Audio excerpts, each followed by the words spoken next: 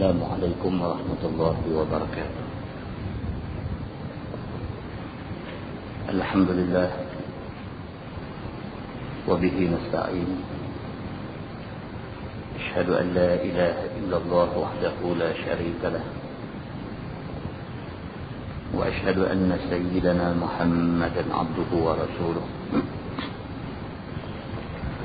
ونصلي ونسلم على هذا النبي الكريم سيد المرسلين وعلى آله وصحبه أجمعين. أما بعد، أيها المؤمنون اتقوا الله، أوصيكم وإياي بتقوى الله، فقد فاز المتقون. Saudara pengurusi majlis yang berbahagia, Tuan Imam, mengurusi ahli jawatan kuasa karya, muslimin dan muslimat, mudah-mudahan dirahmati Allah Subhanahu wa taala. Kita menggunakan Bahrul Mazi jilid 17.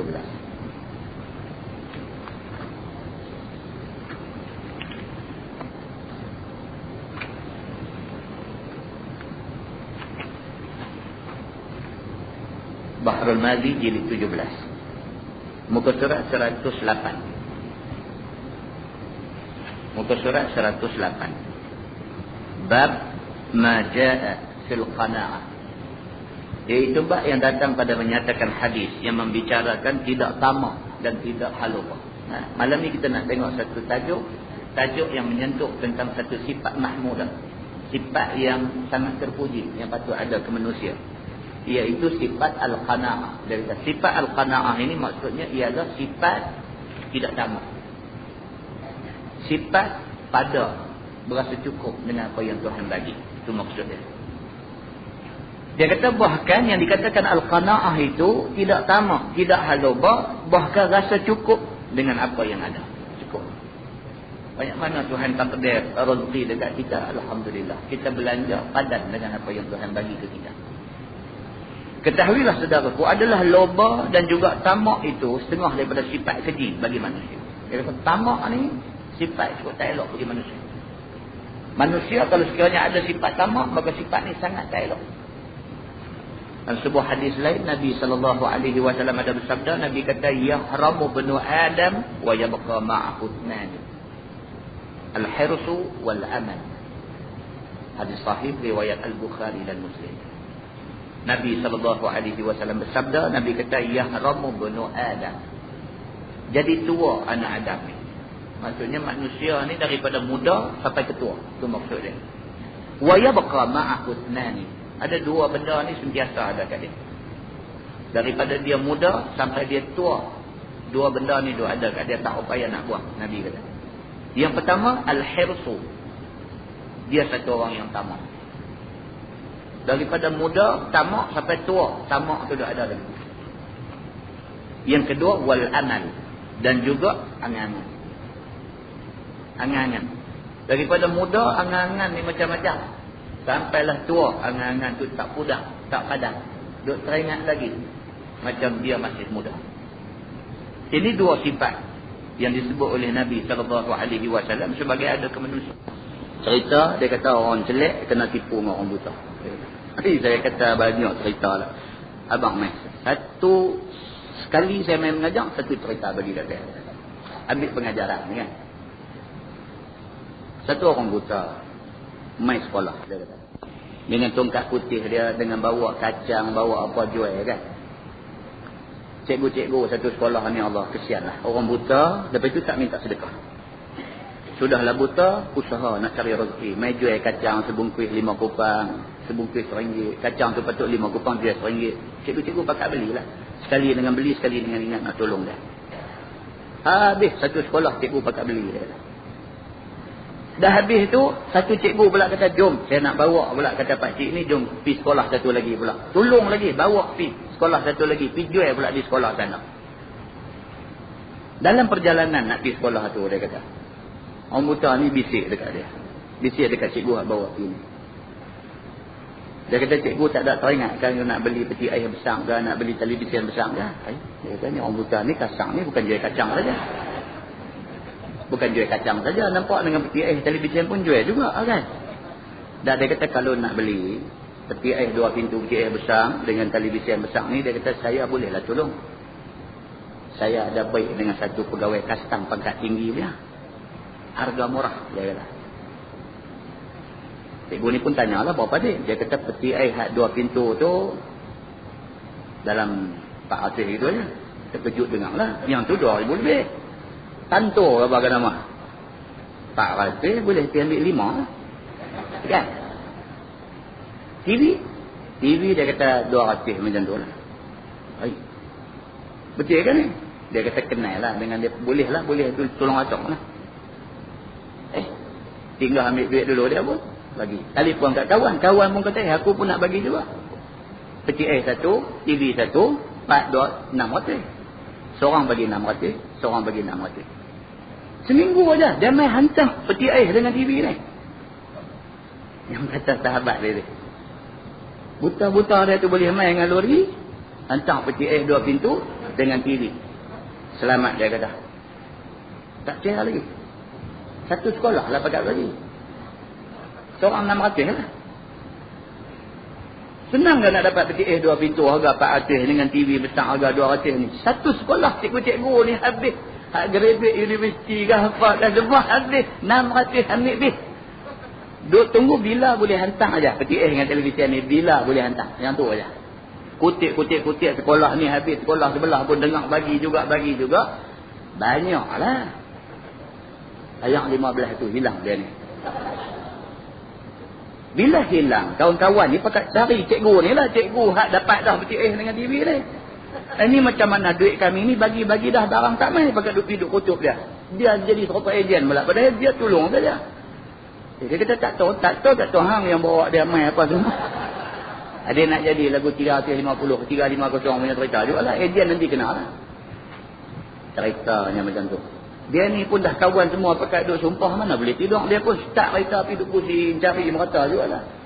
Cari berapa hari punya duk pusing cari habis. Jumpa di satu tempat yang tidak boleh disebutkan nama tempat itu. Kan? Jumpa satu tempat. Dia duk main tu. Ngeng orang buta kan. Duk minta sedekah tepi ni duk main tu. Dia ni pun tengok. Duk ada datang ni. Parking kereta elok-elok turun pergi. Assalamualaikum. Dia pun Waalaikumsalam. Pasang telinga dengar. Siapa? Dia kata lupa dah kata saya. Siapa? Dia kata hari tu pergi hantar peti ais apa televisyen. Oh, cikgu ni kan dia sebut nama cikgu ni. Saya lah kata. Oh, apa abang macam mana peti ais okey kah? Hak saya okey lah. Kawan-kawan yang tak okey ni. Kan? Kawan-kawan lah masalah ni. Mereka pakai duk cari saya apa semua. Lugu-lugu ni pakai nak marah saya apa semua ni. Saya pun tak boleh lah. Macam mana tak boleh lah duk tipu orang macam ni apa semua. Dia tengah. Kau ni tekak bagi hadis. Dia jawab apa tu. Dah tu nak buat apa kat aku? Anak pukul aku kan? Dia tanya. Cikgu ni pun kata dah letaklah pukul. Tapi tak boleh lah tipu orang macam tu apa semua. Lugu ni tak baik lah buat macam ni. Kita dah lah nak buat apa kat aku. Tuan-tuan, kalau kena hak kaki 3 suku, berkata hak ngongeng-ngongeng tu kapit kepala dia dah. Dia kata pula dekat cikgu Ahmad ni, dia kata agak-agak hang lah. Dia kata kalau hang pukul aku tang ni, hang cerita kat orang ada keliling ni kata aku buat lagu ni agak-agak dia nak percaya ke cerita hang.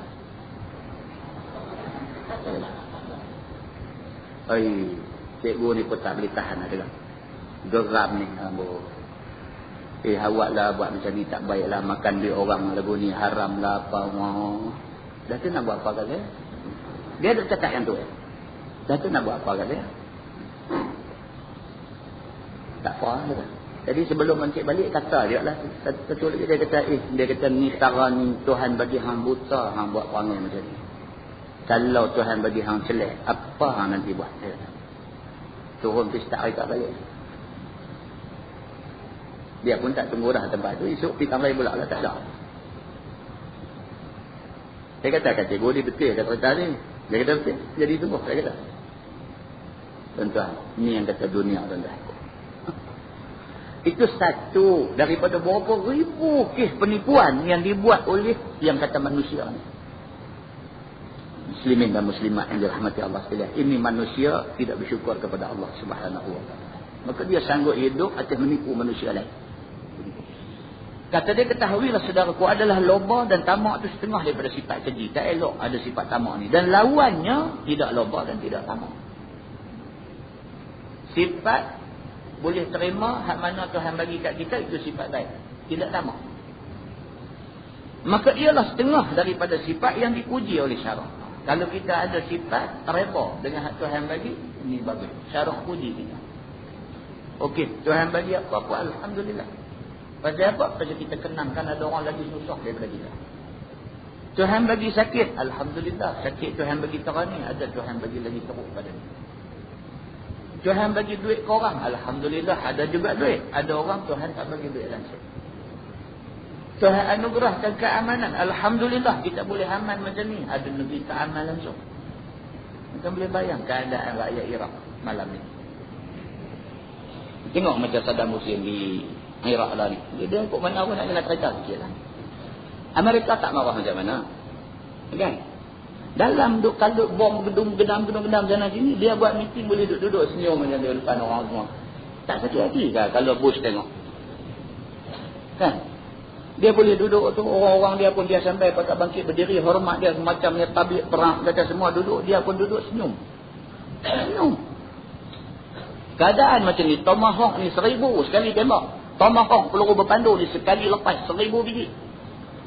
Berdebung, masyarakat senyum. Kenyataan petang tadi pula tengok dia kata apa? Dia kata apa nama, kemenangan sudah dekat. Dia kata dengan kita. Dia kata kemenangan sudah dekat dengan kita. Kita sedang berjihad. Dia kata jihad ini kerja mulia. Kerja Allah Subhanahu wa taala suruh kita buat. Dia kata kita buat kerja Allah suruh, kemenangan dekat. Dia kata apa? Siapa tak takut tuan-tuan bila jadi perang macam ni, dengan hari-hari tu budak kecil cedera, pecah kepala, patah tangan, luka, pecah perut. Satu pemimpin, mana pemimpin dalam dunia ni yang boleh tengok benda-benda macam ni dia tak rasa susah hati? Tapi kalau dia tunjuk susah hati dia, jatuh. Bukan jatuh dia punya ego dah, jatuh semangat tu orang dia tu. Orang-orang dia nak tengok presiden steady ke tak steady. Bila dia keluar dalam kaca televisyen, rakyat ni walaupun duk perang bomba-bomba ni boleh duk tengok lagi, siaran duk jalan lagi boleh duk tengok presiden kita apa steady lagi. Semangat dia lah. Okay, yang Nabi kata al-harbu khidam, perang ni penuh dengan trik, tipu muslihat dan sebagainya. Nabi kata macam tu. Dia praktikkan apa yang Nabi kata. Satu pasukan apa nama tentera dia di sempadan tu, pura-pura nak surrender, nak serah diri. Wah, Amerika ni main-main dia hantar bomba hantar, ambil kereta ke airport tu. Khidam, trik yang dibenarkan oleh agama. Dan dulu ni dia tak berpeluang lagi hak dia main kasar masa perang dulu ni dengan Pak Bush lah ni. Dulu dia buat skat tiruan lah apalah semua. Puak ni main dengan sampai terbang, lepas bom tengok papan pelewut saja. Bukan skat yang sebenarnya. Dia buat tu macam betilnya. Bom tu sebiji seluruh main ratus ribu US dollar. Kerana nak pergi pecah satu papan pelewut. Tak ada sakit hati. Kan, tak ada sakit hati. Lah ni, peringkat dia lah ni dia belum lagi buat yang tu. Dia baru duk peringkat dia tu. Provokatif lah. Dia duk provoke Amerika bagi hot. Dia tunjuk dia relax, tak ada apa-apa. Dia kata kemenangan sudah hampir dengan kita. Depan tu tak banyak sikit dah mula duk bunyi dah. Daripada hari tu kata kita ni benda ni sat saja kita nanti boleh selesai. Lepas tu abang pula benda ni taklah semudah yang disangka. Lepas tu pula mai pula statement dia kata perang ni mungkin memakan masa. Kau duk mengatakan. Kan? Dan di pihak Islam pula tak ada masalah. Kalau mati pun syahid. Apa masalah dia? Kalau mati pun syahid. Mereka memang prepare. Mereka dah ready dah. Apa jadi pun kalau menang, alhamdulillah. Islam boleh naik. Nama Islam boleh naik. Kalau kalah, mereka yang kalah pada sebutan manusia.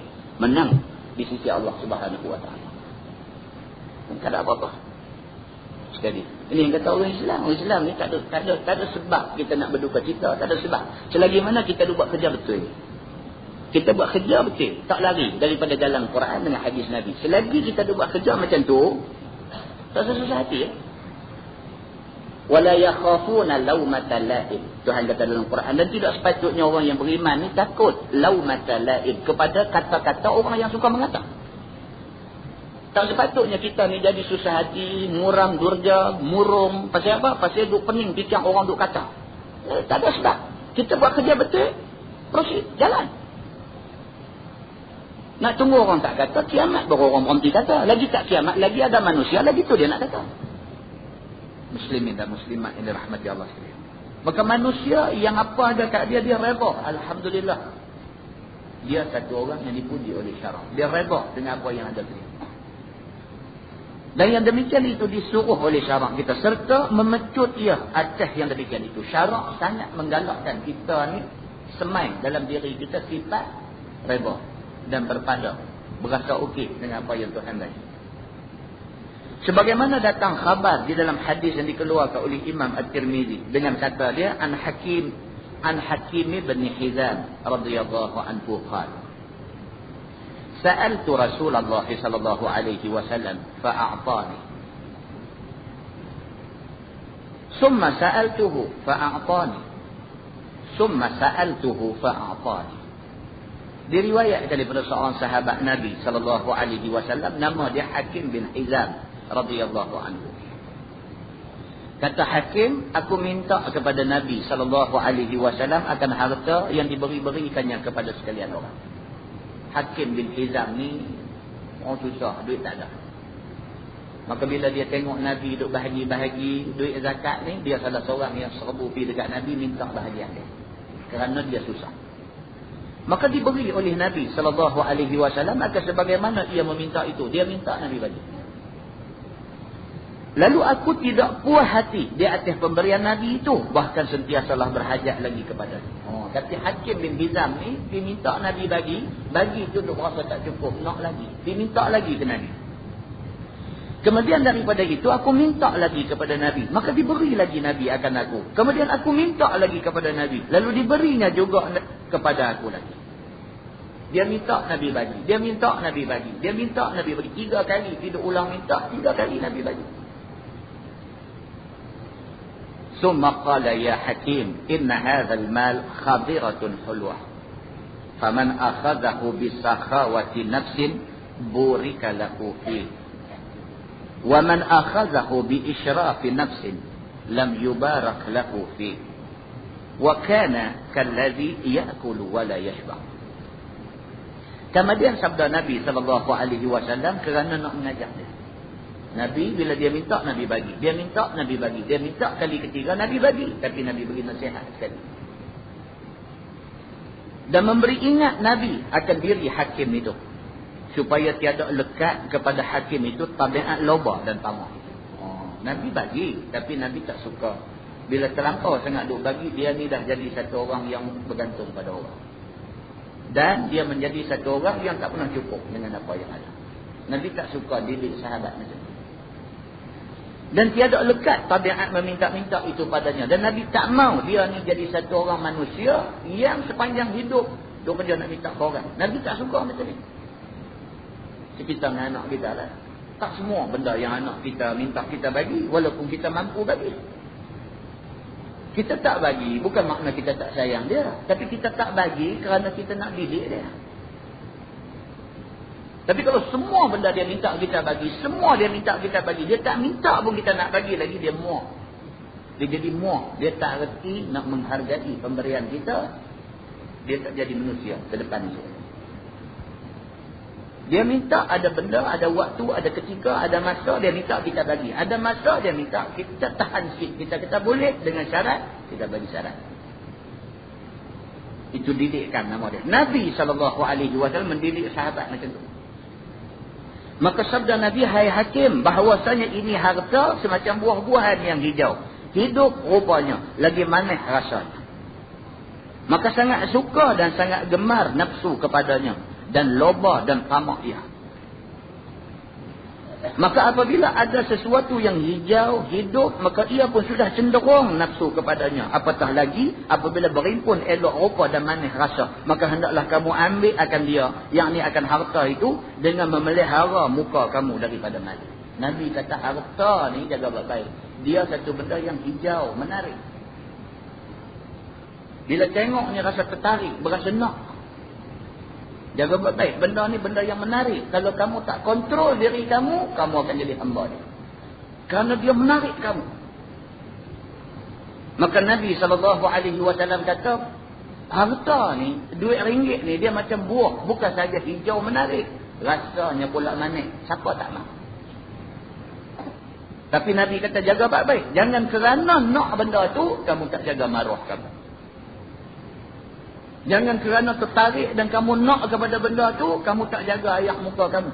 Jangan sampai macam tu, Nabi kata. Dengan sebab dinampaknya orang kamu loba dan kamu tamak. Jangan sampai orang kata dia ni tak ada hidup saja nak minta apa orang. Bila dah orang kata begitu habis kita. Maruah kita tak. Maka tidak cukup sesuatu yang diberi dengan sekali minta, bahkan beberapa kali minta. Dia minta sekali dapat, dia tu cara nak minta. Tak ada fikir dah. Tak ada fikir dah nak buat kerja. Tak ada fikir nak usaha. Apa pun tak ada fikir dah. Fikir nak minta kat dia ni. Tak raya susah payah buat kerja lah. Hampir minta kat dia. Dia tentu baginya. Tak mahu. Jadi macam tu agama tak mahu. Maka sekali minta itu pun sudah tidak baik. Apatah lagi lebih daripada sekali. Kita minta tu tak baik. Sifat suka meminta-minta tu. Minta tu tak baik. Kalau minta sekali pun jatuh ayak muka. Ni pula kata tiap-tiap kali jumpa nak minta. Tak ada harga dia. Maka sebab pun aku kata kepada kamu yang demikian. Kerana siapa ambil harta itu dengan menarik-narik diri. Nabi kata siapa yang ambil harta tu dalam keadaan dia tak meminta-minta. Orang bagi dia. Maka malu kan dapat harta dengan senang lenang. Dia malu senang-senang duk dapat harta. Tak ada buat kerja, tak ada keluar peluh. Duk tunggu orang bagi saja. Dia malu, dia jadi macam tu. Dan diunjuk orang. Sebaliknya orang bagi ke dia. Nescaya harta yang dia ambil itu diberkatkan Tuhan pada dia. Kalau dia bukan jenis hidup meminta-minta, tapi orang nak bagi ke dia. Tentang ulama dulu-dulu. Imam-imam mazhab. Tuan-tuan baca cerita imam-imam mazhab ni daripada imam yang tertua, Imam Hanafi, Imam Abu Hanifah. Sampai Imam Malik. Sampai Imam Syafi'i. Sampai Imam Ahmad bin Hanbal. Keempat-empat imam ni dia pekerja. Imam Hanbali misalnya, dia kedai dia kain. Imam Hanbali ialah saudagar kain. Selain daripada dia saudagar kain, dia duk mengajar. Orang duk bagi kat dia. Padahal hasil dia dapat daripada jual kain tu cukup dah. Tapi orang senang hati nak bagi kat dia. Orang suka kat dia. Tak tahu nak buat macam mana nak tunjuk suka kat dia. Nak tunjuk sayang kat dia. Orang duk bagi kat dia. Imam Ahmad bin Hanbal orang kaya. Dia satu orang yang kaya. Baca sejarah hidup dia. Tapi dia sekali-kali tak meminta-minta pada siapa-siapa. Orang panggil ceramah dia tak abang bayar 300. Kan? Ada jangan buat macam. Nak panggil dia abang. Abang nak pergi robah. Buat muka kering dia cakap. Abang nak pergi robah. Kata yang 150 tak dia mudah ya. Beri kita dengar tu tak tahu ni ya. Tak tahu ni lah. Alah kita pakai ceramah sama-sama kita sudah lah. Tak syok. Awal-awal lagi dah bunyi macam tu tak syok lah. Dan imam-imam dulu tak ada buat kerja macam ni. Tak ada. Orang tu orang tengok mereka. Orang nampak keikhlasan daripada muka mereka. Orang nampak. Orang nak bagi. Bukan takat bagi duit. Anak pun nak main bagi. Dulu. Allah minta oleh betul orang bagi. Ya. Tak sama. Jadi dia kata kalau sekiranya benda tu kita dapat, tidak kita minta, orang nak bagi. Dia kata nescaya harta yang diambil itu diberkatkan Tuhan bagi dia. Dan siapa ambil harta dengan kemukakan diri. Hidup minta dan sebagainya. Dan dia zahirkan seperti segala orang-orang yang meminta sedekah itu. Nescaya tiada diberkatkan baginya harta. Harta yang dapat dengan cara minta ni. Minta ni. Tak ada keberkatan pada harta itu. Dan adalah orang yang demikian itu bertabiat dia sebagai tabiat orang yang sentiasa lapar. Makan berapa kali pun tidak kenyang. Orang yang macam ni umpama orang yang makan tak pernah kenyang. Banyak mana bagi pun makan tak pernah kenyang. Tak elok tabiat macam ni. Sabda Nabi SAW lagi, wal yadul ulya khairun minal yadis sufla. Dan bermula tangan hak di atas, maksudnya tangan yang memberi itu lebih baik daripada tangan di bawah. Yang ni lebih baik daripada tangan hak minta. Yang ni tangan orang yang bagi lebih baik daripada tangan orang yang minta. Masalah meminta itu terkeji pada syarak. Sebagaimana dikhabarkan oleh Nabi SAW dalam hadis yang disebutkan dalam masalah itu. Dan perangai yang lebih baik itu ialah perangai memberi. Dia kata kita ni kalau boleh jadi orang yang memberi, jangan jadi orang yang meminta. Kita ni tak ada bagi sampai ribu-ribu, tak ada bagi sampai ratus-ratus. Boleh bagi RM1, bagi RM1. Tak boleh bagi 5 kupang, tak boleh 2 kupang pun bagi. Ajak untuk bagi pada kemampuan masing-masing. Kerana orang yang memberi itu mulia dan sukacita, dan yang terkeji ialah orang yang meminta. Dia kata kita bagi sikit banyak, itu soal yang kedua. Soalnya bagi itu kerja mulia. Kita bagi 2 kupang lebih baik daripada tak bagi langsung. Begitu. Kerana meminta itu melazimkan diri rendah dan hina. Bila minta makna kita jatuh diri kita sendiri daripada pandangan mata orang. Dan mengajak diri berperangai tebal muka, tidak malu, bahkan kurang adab. Dia kata. Dan harta yang didapat itu pula tidak berkah. Kerana barang yang dapat dengan tiada penat lelah dan tidak mengeluarkan titik peluh itu kurang indah kepadanya daripada harta yang dapat dengan jalan titik peluh. Dan sebagainya. Kita dapat benda dengan tanpa susah payah, tak ada peluh-peluh ni. Kalau nak banding dengan orang yang dapat hasil titik peluh, bukan bandingan dia. Kerja susah payah, tulang 4 kerat baru nak dapat rezeki 200-300 ringgit. Nak banding dengan kawan duk saja-saja, duk boleh duit, tak boleh sama. Apa dia kata? Maka maulah harta yang dapat saja-saja itu perginya dan habisnya pun dengan mudah. Selalu jadi macam tu. Orang putih kata easy come, easy go. Duit mai senang, dia habis senang. Masuk 10,000 sebulan, tak tahu pergi ke mana. Tak ada duit. Heran, duk masuk 10,000 sebulan, tapi yang dia tahu tak ada duit. Bila yang dia tahu kata tak ada duit ni? Bila pergi tengok bank account dia, tengok-tengok tak ada duit. Dalam poket pun tak ada. Kod kata selit bawah tilam, raba-raba pun tak ada. Mana pergi duit ni? Belanja habis dah. 10,000 masuk, tak ada duit, tak ada lekat duit di tangan. Heran. Bila jadi macam ni, kena muhasabah. Bila cek balik, oh duit ni duit apa cantik. Pasal tu dia tak ada keberkatan, duit tak lekat dia kata. Gitu. Dan tidak timbang rasa kepadanya sahaja. Dia kata dengan sebab itu sudahlah nafsu itu tidak puas dia dan tidak cukup, bahkan mau dia lagi akan harta itu. Apabila pergi pula meminta sekali kemudian daripada sekali, jadilah seperti lapang anjing. Dia kata tiap-tiap kali ditambah diberi bertambah lapang dia, tidak dia kenyang. Jadi macam ni. Hala-hala tak lagi mai balik duk julung lidah juga. Hala-hala tak lagi mai balik duk julung lidah. Dan tiada cukup pada dengan yang diberi itu. Maka hendaklah tiap-tiap orang yang berakal jangan ajak diri minta apa sesuatu pada orang. Kerana apabila sudah terasa sedap pada kali yang pertama, maka maulah dia buat 2 kali. Dan apabila sudah buat beberapa kali, maulah ia lekat sedapnya itu di hati. Dan tidak peduli dan tidak malu lagi akan dia semacam mana hampat dan semacam mana pun. Dia biasa ambil duit rasuah. Habis. Biasa ambil duit rasuah. Habis. Ambil sekali dia nak kena ambil 2 kali. Gaji 600. Duk gabui rasuah 400. Jadi 1000. Bila 1000, dia lagang hidup dia cara 1000.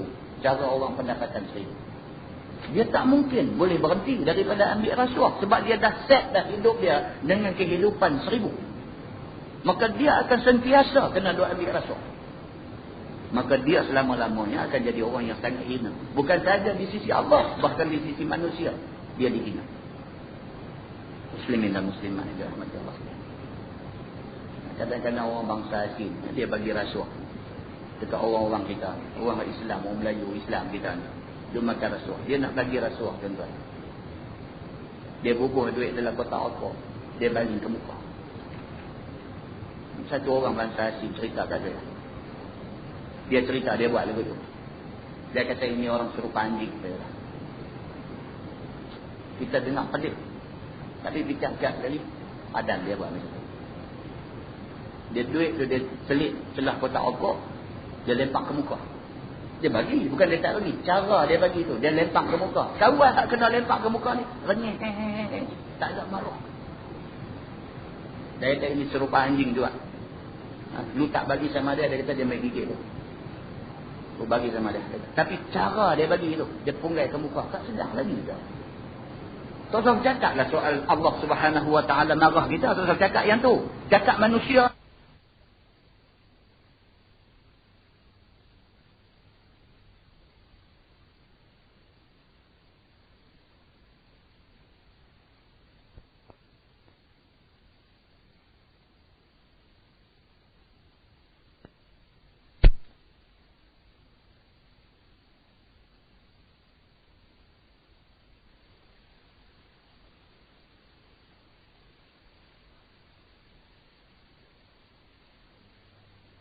Tu, cakap manusia ni. Manusia boleh buat ke kita macam tu. Menepi maruah Allah diri kita. Muslimin dan muslimat yang dirahmati Allah sekalian. Masalah, dia kata terima pengajaran dan ingatan itu. Saya kira tidak ditolak sekali-kali. Dan diamalkan sebagaimana pengajaran itu. Dia kata kita ni dengan pengajaran, dengan nasihat, dengan jangan tolak. Contoh orang mengajar surau masjid dekat rumah kita, jangan tolak. Pergi dengar. Ni tahu ni malam ni ada mengaji Kelam Kabut tadi petang tadi balik pejabat Kelam Kabut raya kat Anak on the way balik dah telefon dah kat bini di rumah ni siap. Aku sampai dah lagi mandi kita keluar. Ya awak malam ni depa ada mengaji jadi keluar lambat jadi bang mai pating depan rumah nak keluar tak boleh. La ilaha illallah. Apa ni sampai jadi macam tu? Ni hak kita nak mai dengar ni hadis Nabi. Hak kita nak dengar ni ayat Quran. Hak kita nak dengar ni nasihat dan pengajaran. Bukan lama pun habis lama sejam setengah. Habis lama. Cantik-cantik sejam suku cukup. Sejam suku, sejam setengah tak boleh dengar sudah habis. Nak lagi. Dia kata kat kita ni, dia kata terima pengajaran dan ingatan itu sayogia tidak ditolak sekali-kali. Tak boleh tolak. Benda ni tak boleh tolak. Apatah lagi ingatan datang daripada Quran dan hadis Nabi. Tak boleh tolak. Siapa kita? Kita nak tolak ingatan daripada Allah Subhanahu Wa Taala. Siapa kita? Kita nak tolak ingatan daripada Nabi sallallahu alaihi wasallam. Sebaliknya dia kata hendaklah dia amalkan sebagaimana pengajaran itu. Cerai pula, bukan setakat main dengar, praktiklah. Kalau tak dia kata kita ni duk biasa juga ambil rasuah ni. Duk biasa ambil rasuah ni. Biar dengar-dengar macam tu, kita maulah. Kena hijrah lah. Dia tak boleh duduk tempat tu. Pasal tempat tu orang ada bagi kenal dia dah. Bila dia bagi tak mau ambil, dia kata payah.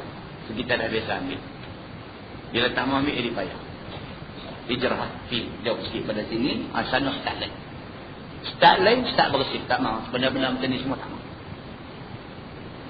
Dia kata dia ikutlah seperti yang tersebut pada sepotong hadis yang akan datang ini. Sambung hadis itu dia kata faqala Hakim faqultu ya Rasulullah wallazi ba'athaka bil haqq la arza'u ahadan ba'daka syai'an hatta ufariqad dunya. Maksudnya apabila didengar oleh Hakim akan pengajaran Nabi sallallahu alaihi wasallam seperti yang di atas tadi, maka berkata Hakim kepada Nabi, ya Rasulullah, demi Tuhan yang membangkitkan engkau menjadi Nabi, menjadi pesuruh Allah, maka tidaklah hamba kata sedikit dan tidak hamba minta tambah apa beri orang agar seseorang sesuatu kemudian daripada Tuhan hamba sehinggalah hamba meninggal dunia. Hakim tadi ni pergi jumpa Nabi, minta bantuan. Nabi tolong dia, Nabi bagi duit ke dia. Pergi minta lagi, Nabi bagi lagi duit kat dia. Pergi minta lagi, 3 kali minta, Nabi bagi. Tapi Nabi kata kat dia, Hakim, aku nak ingatkan, duit ni benda mengalir. Jangan sampai hambat duit ni sampai jatuh maruah. Bila Nabi kata begitu, Hakim bin Hizam ni, kata-kata Nabi itu cucuk masuk dalam hati dia. Jerak masuk dalam hati dia. Dia terus kata ke Nabi SAW. Dia kata, wallazi ba'athaka bil haqq, demi Allah Tuhan yang membangkitkan kamu jadi Nabi yang sebenar. La arza'u ahadan ba'daka syai'an hatta ufariqad dunya. Dia kata, aku lepas pada ni, aku sekali-kali tak akan ambil pemberian siapa-siapa pun sampai aku mati. Dia kata kat Nabi. Bukan beban, bukan merajuk, bukan apa. Sebaliknya dia merasa malu dengan apa yang dia buat dah. Dia janji depan Nabi, demi Allah Tuhan yang membangkitkan kamu menjadi Nabi, aku janji depan Allah, depan kamu, aku janji. Lepas pada ni, aku tak ambil dah. Siapa-siapa bagi apa kat aku pun aku tak ambil dah. Sampai mati, aku tak akan ambil. Hakim bin Hizam ni, bila nak Nabi tegur dia, dandan dia kata macam tu. Sebab pun Hakim berkata demikian, kerana telah berbekas pengajaran Nabi itu di dalam jantung hati. Tuan-tuan, benda ni kadang-kadang tuan-tuan dia jadi bonus. Bonus ni kita tak tahu. Nak dapat sebulan ke, nak dapat 3 bulan gaji ke, nak dapat 5 bulan gaji, kita tak tahu. Tentu dia umur-umur dia kata dapat setahun gaji. Terkejut mati tak rasa dia kita dapat. Bonus ni benda tak sangka. Kan? Kita jadi kaki tangan kerajaan ni, kita sangka lah habis-habis kuat sebulan gaji. Tidak-tidak pun 1,000 kan, boleh jangka. Tapi orang hak kerja dengan company-company internasional ni, kau tak sangka kan? Tengoklah dia jumlah balik untung company dia macam mana, jumlah untung kok mana, bonus sedih dia lepas, dia kata 8 bulan dia bagi. Oh, kata Alhamdulillah. Kan? Buah tak sangka. Tak sangka, bukan nak sangka nak dapat 8 bulan. Kita duk baca dia bagi sebulan, apa tak apalah, jadilah lepas dia budak-budak nak masuk sekolah. Kita duk ingat lagu tu, dia habang 8 bulan. Tak akan adik lagi pun belahak.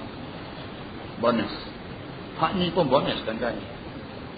Daripada 100 orang mai dengar satu kuliah pengajian, tuan-tuan, kadang-kadang seorang aja Tuhan bagi bonus.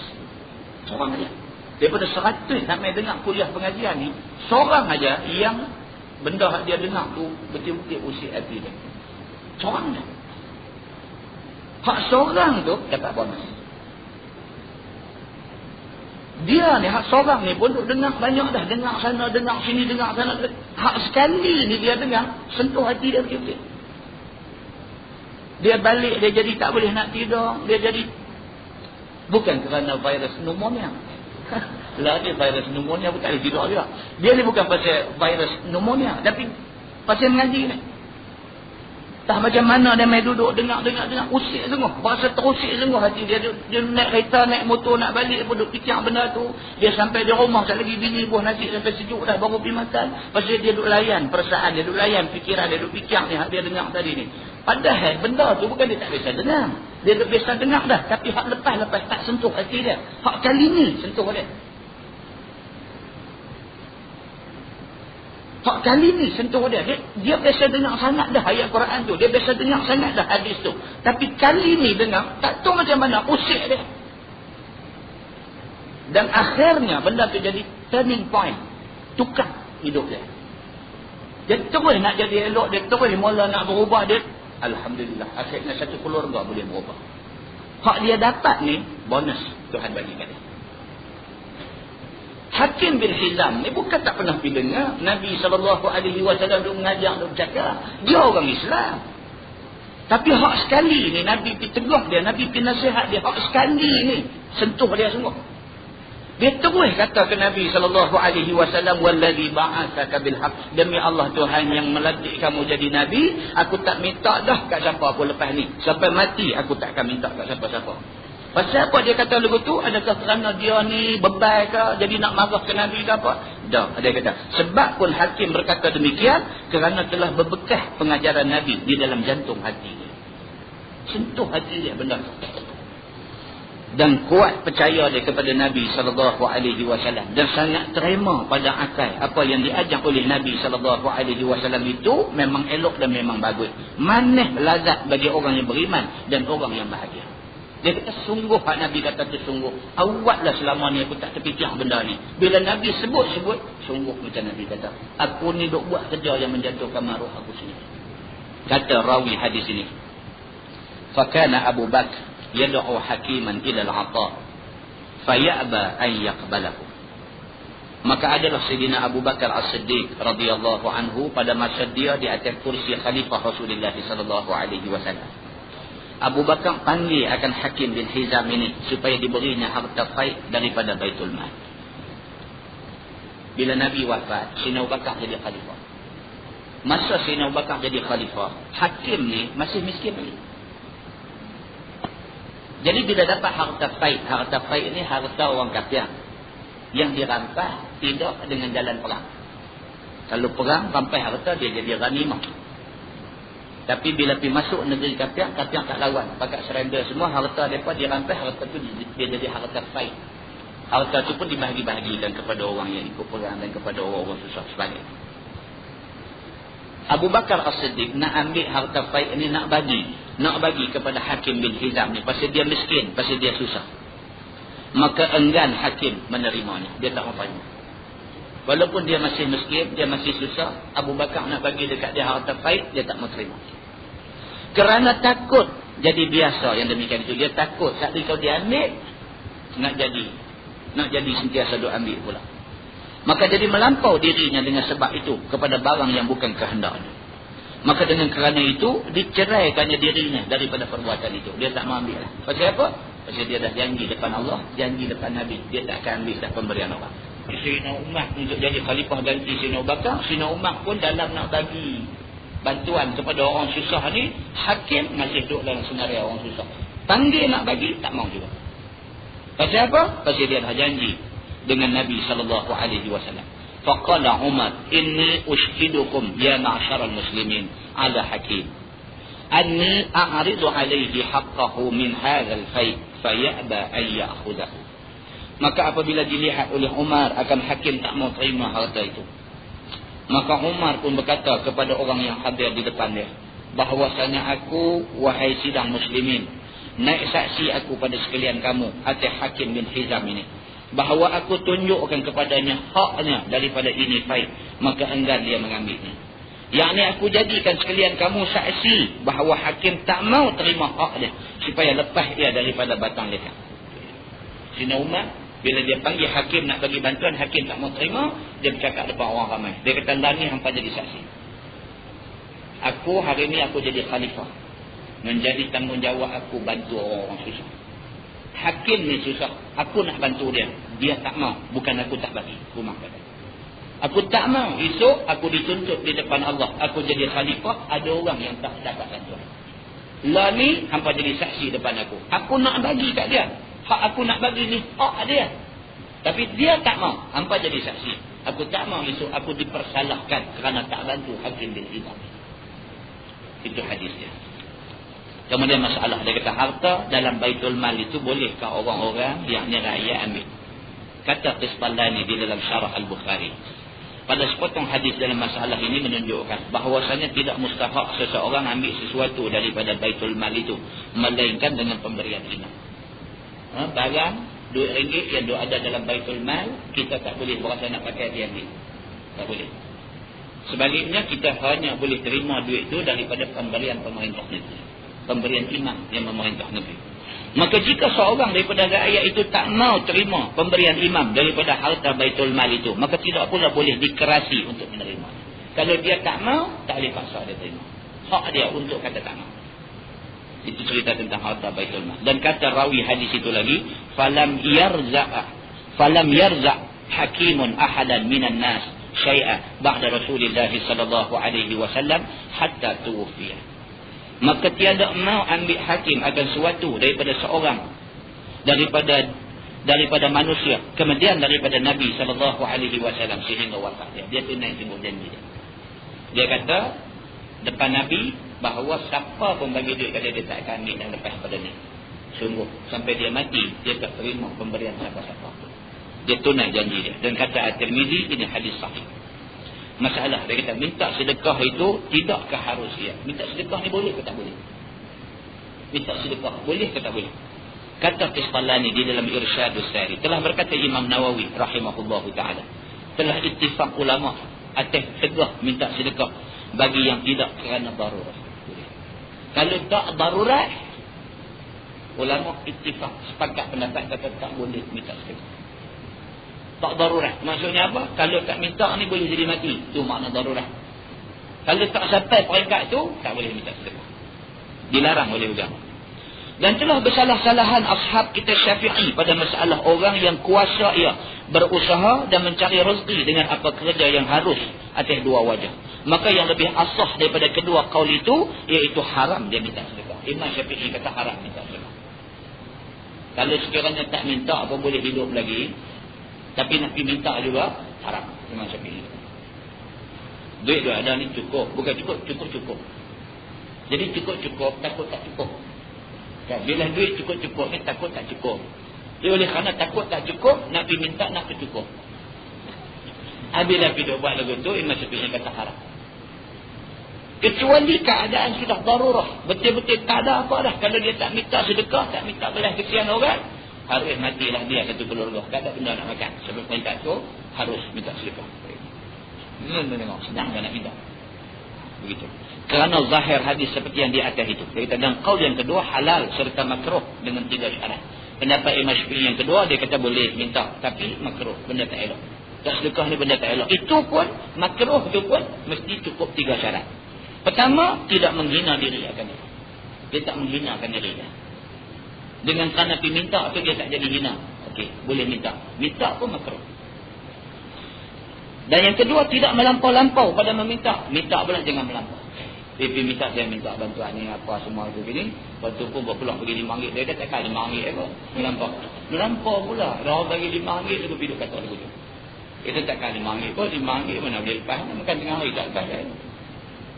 Bila tangkap udang galah, memang tak lepas lah.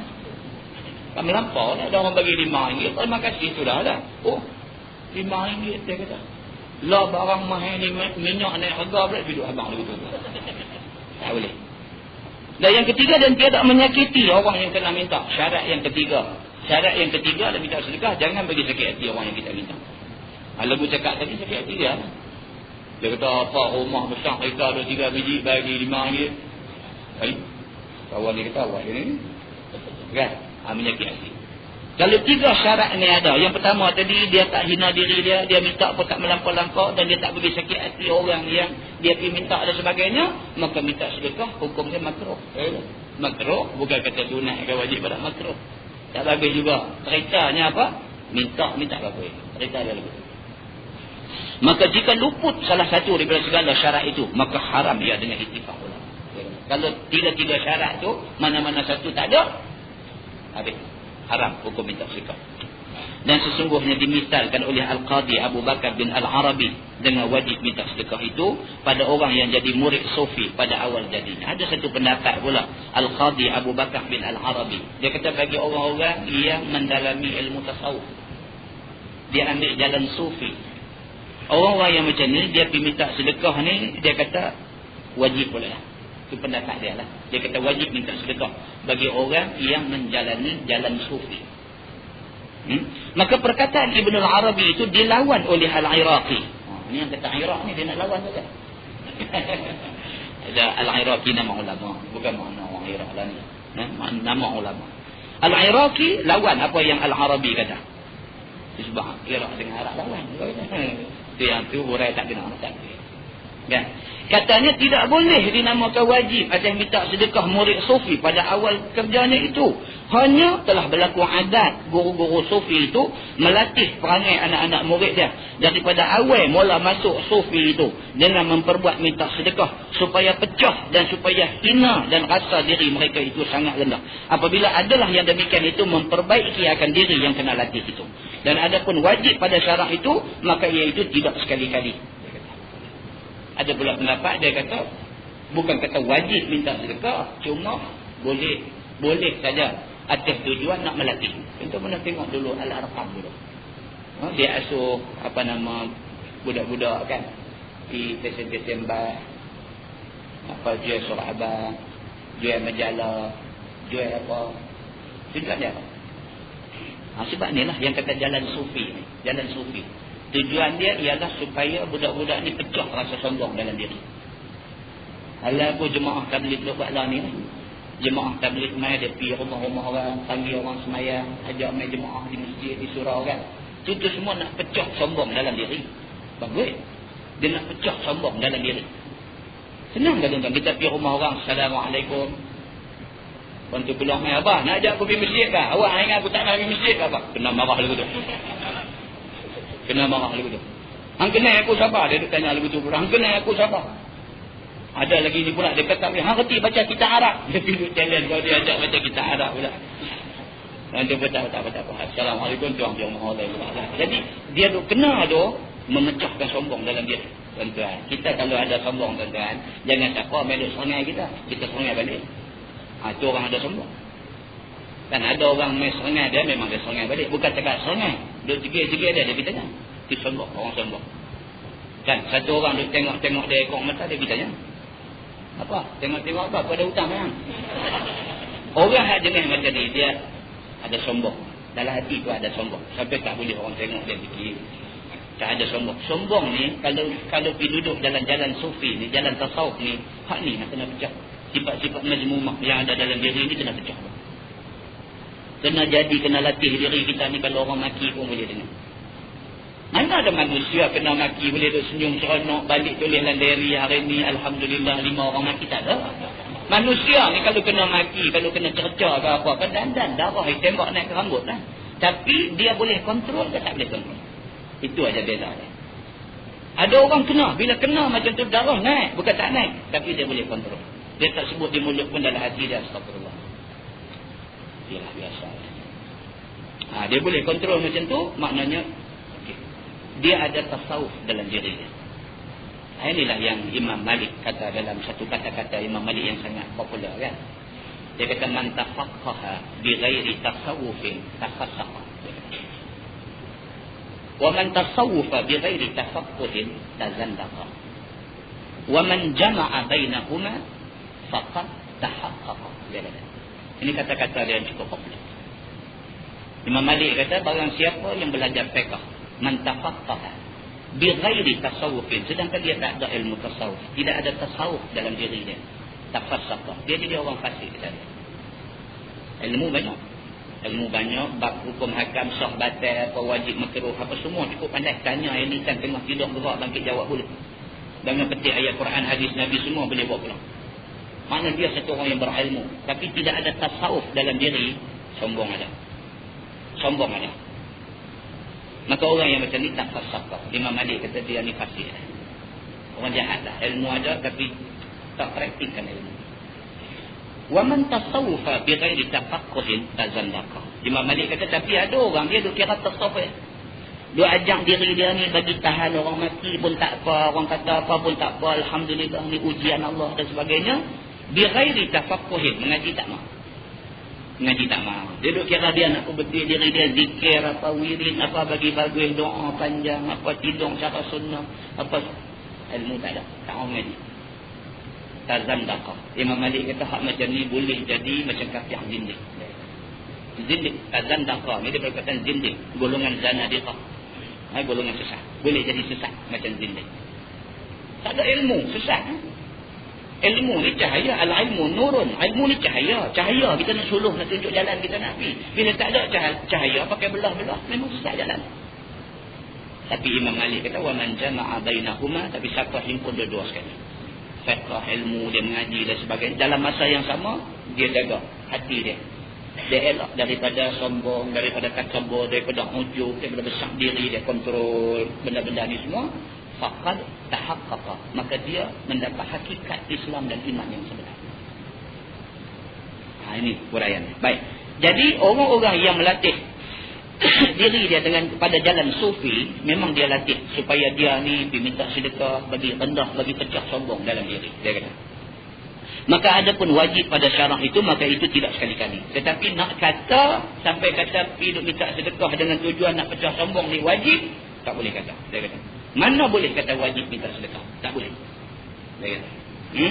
Baik. Dan ada pun wajib pada syarak itu, maka itu tidak sekali-kali. Dan pada hadis Ibnul Farasi daripada barang yang meriwayatkan dia oleh Abu Daud dan An-Nasai, annahu qala ya Rasulullah as'alu, faqala Nabi sallallahu alaihi wasallam la in kunta sa'ilan la budda fas'alis salihin.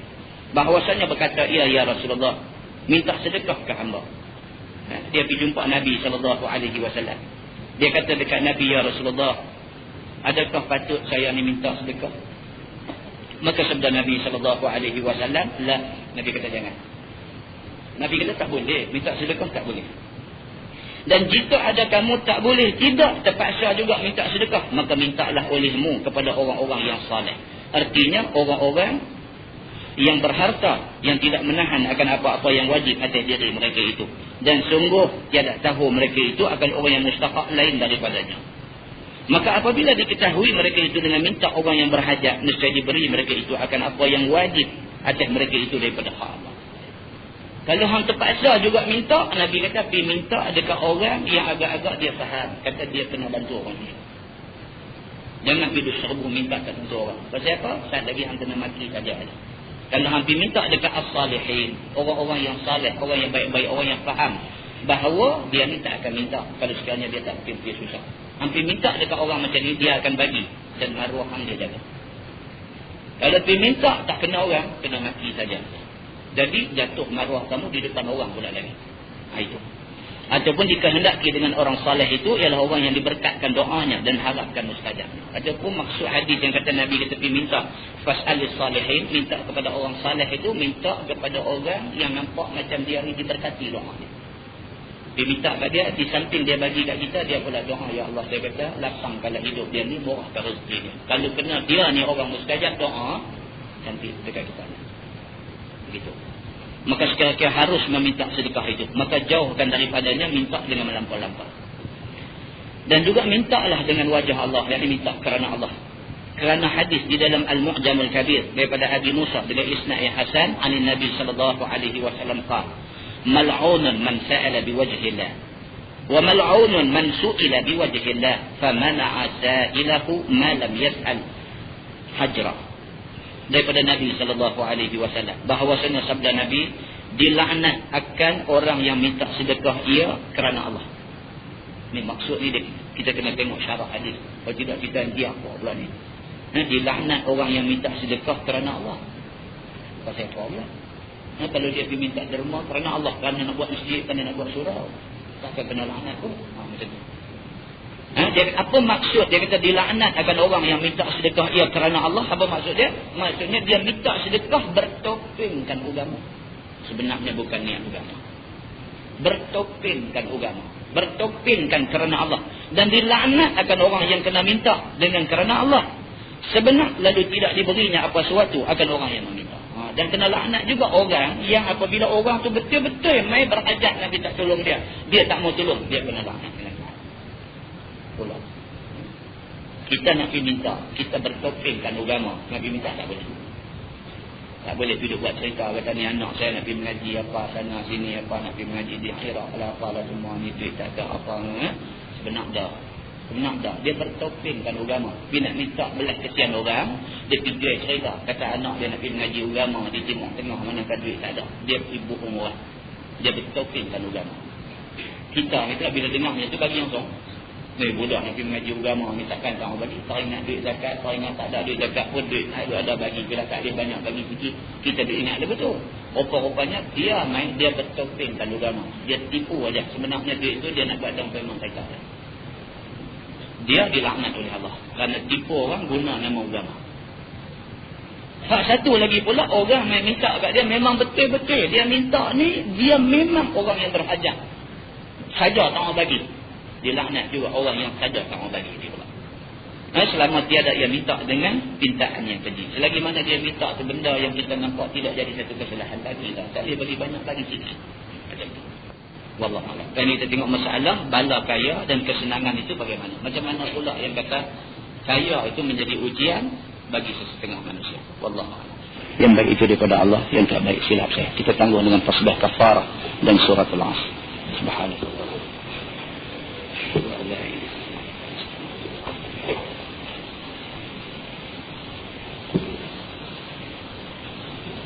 اللهم صل على محمد في الأولين والآخرين وسلم ورضي الله تبارك وتعالى عن ساداتنا أصحاب سيدنا رسول الله أجمعين. بسم الله الرحمن الرحيم. الحمد لله رب العالمين حمدا يوافي نعمه ويكافئ مزيده. يا ربنا لك الحمد كما ينبغي لجلال وجهك الكريم وعظيم سلطانك. رضينا بالله ربا وبالإسلام دينا وبمحمد نبيا ورسولا. اللهم افتح علينا فتوح العارفين وارزقنا فهم النبيين بجاه خاتم المرسلين. اللهم فقهنا في الدين وعلمنا التأويل واهدنا صراطك المستقيم. اللهم أرنا الحق حقا وارزقنا اتباعه وأرنا الباطل باطلا وارزقنا اجتنابه. اللهم اجعل جمعنا جمعا مرحوما وتفرقنا من بعده تفرقا معصوما. وصلى الله على محمد وعلى آله وصحبه وسلم والحمد لله رب العالمين.